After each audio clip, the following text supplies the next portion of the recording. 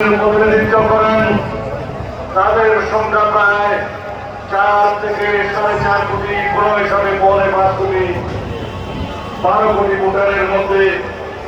আপনারা কেউই গণতন্ত্রের স্বাদ দিতে পারেননি। এমনি একটি ফ্যাসিবাদী অগণতান্ত্রিক পরিস্থিতিতে বাংলাদেশের সংগঠিত হয়েছে দক্ষিণ এশিয়ার বৃহত্তম এবং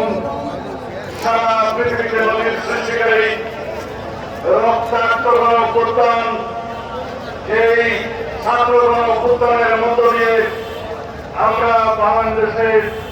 নতুন গণতন্ত্রের স্বপ্ন দেখি, এই দেশে গণতান্ত্রিক অধিকার আদায়ের স্বপ্ন দেখি, এই দেশের সকল সাংবিধানিক অধিকার আদায়ের স্বপ্ন দেখি। আমাদের শহীদদের রক্তের আকাঙ্ক্ষা, এদেশের ছাত্র যুবকদের শহীদদের রক্তের আকাঙ্ক্ষা, আমাদের জনগণের প্রত্যাশা বাংলাদেশ